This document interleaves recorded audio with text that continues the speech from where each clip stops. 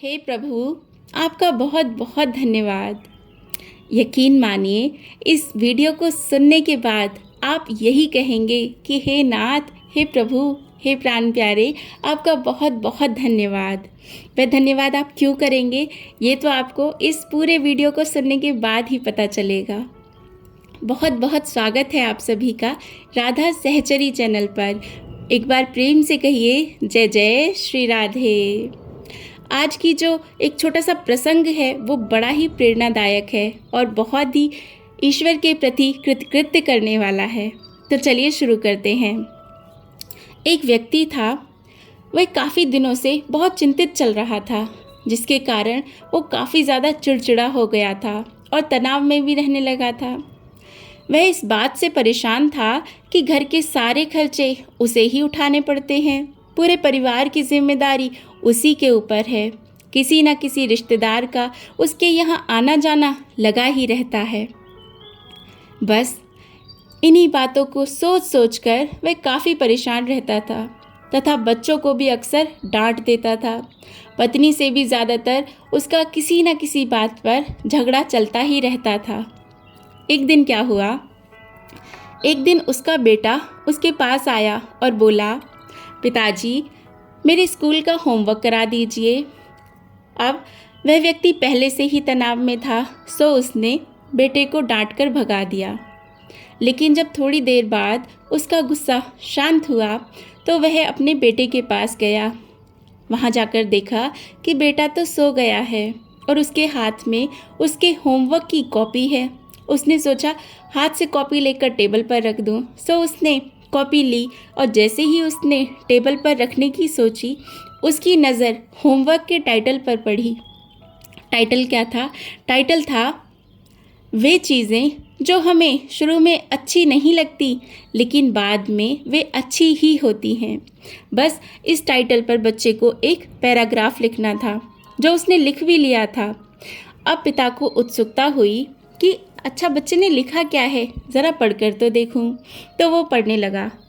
उसमें बच्चे ने लिखा था, बड़े ध्यान से सुनिए, मैं अपने फाइनल एग्ज़ाम को बहुत धन्यवाद देता हूँ, क्योंकि शुरू में तो ये बिल्कुल अच्छे नहीं लगते, लेकिन इनके बाद स्कूल की छुट्टियाँ पड़ जाती हैं। मैं ख़राब स्वाद वाली कड़वी दवाइयों को बहुत धन्यवाद देता हूँ, क्योंकि शुरू में तो ये कड़वी लगती हैं, लेकिन ये मुझे बीमारी से ठीक करती हैं। मैं सुबह सुबह जगाने वाली उस अलार्म घड़ी को बहुत बहुत धन्यवाद देता हूँ, जो मुझे हर सुबह बताती है कि मैं जीवित हूँ। मैं ईश्वर को भी बहुत धन्यवाद देता हूँ, जिसने मुझे इतने अच्छे पिता दिए, क्योंकि उनकी डांट मुझे शुरू में तो बहुत बुरी लगती है, लेकिन वो मेरे लिए खिलौने लाते हैं, मुझे घुमाने ले जाते हैं और मुझे अच्छी अच्छी चीज़ें खिलाते हैं।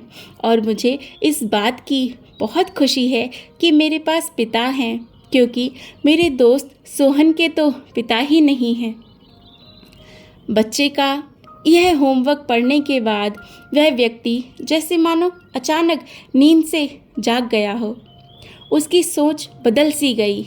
बच्चे की लिखी बातें उसके दिमाग में बार बार घूम रही थी, खासकर वह आखिरी लाइन। उसकी नींद उड़ गई। फिर वह व्यक्ति थोड़ा शांत होकर बैठा और उसने अपनी परेशानियों के बारे में सोचना शुरू किया। वो सोचता है, मुझे घर के सारे खर्चे उठाने पड़ते हैं। इसका मतलब यह हुआ कि मेरे पास घर है और ईश्वर की कृपा से मैं उन लोगों से बहुत बेहतर स्थिति में हूँ जिनके पास घर नहीं है। मुझे पूरे परिवार की जिम्मेदारी उठानी पड़ती है। अच्छा, तो इसका मतलब ये हुआ कि मेरा परिवार है, बीवी बच्चे हैं और ईश्वर की कृपा से मैं उन लोगों से ज़्यादा खुशनसीब हूँ जिनके पास परिवार नहीं है और वो दुनिया में बिल्कुल अकेले हैं। मेरे यहाँ तो कोई ना कोई मित्र या रिश्तेदार आता रहता है। अच्छा, तो इसका मतलब ये है कि मेरी एक सामाजिक हैसियत है और मेरे पास मेरे सुख और दुख में साथ देने वाले लोग हैं। हे मेरे भगवान, तेरा बहुत बहुत शुक्रिया। मुझे माफ़ करना, मैं तेरी कृपा को पहचान नहीं पाया। इसके बाद उसकी सोच एकदम से बदल गई। उसकी सारी परेशानी, सारी चिंता एकदम से जैसे खत्म हो गई। वह एकदम से बदल सा गया। वह भागकर अपने बेटे के पास गया और सोते हुए बेटे को गोद में उठाकर उसके माथे को चूमने लगा और अपने बेटे को तथा ईश्वर को धन्यवाद देने लगा।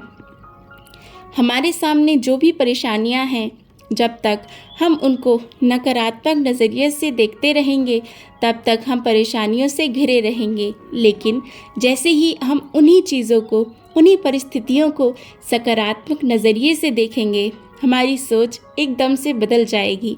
हमारी सारी चिंताएं, सारी परेशानियां, सारे तनाव एकदम से ख़त्म हो जाएंगे और हमें मुश्किलों से निकलने के नए नए रास्ते दिखाई देने लगेंगे। जय जय श्री राधे। देखिए, ऐसी ही कुछ परेशानियां आप सभी के जीवन में होंगी, लेकिन उन्हीं को सकारात्मक रूप से देखते हुए कमेंट में ज़रूर बताइएगा कि इस कथा के माध्यम से आपको क्या महसूस हुआ और क्या लगा। ऐसी कौन सी आपकी परेशानी है जिसे अब आप ब्लेसिंग समझते हैं, और प्रभु का, ईश्वर का धन्यवाद तो ज़रूर करें। हमारे पास बहुत कुछ ऐसा है जो लोगों के पास है ही नहीं। तो ईश्वर तेरा लाख लाख शुक्रिया। अगर आपको कथा पसंद आई हो तो चैनल को सब्सक्राइब ज़रूर करें। बहुत बहुत आभार यहाँ तक सुनने के लिए। जय जय श्री राधे। श्री हरिवंश।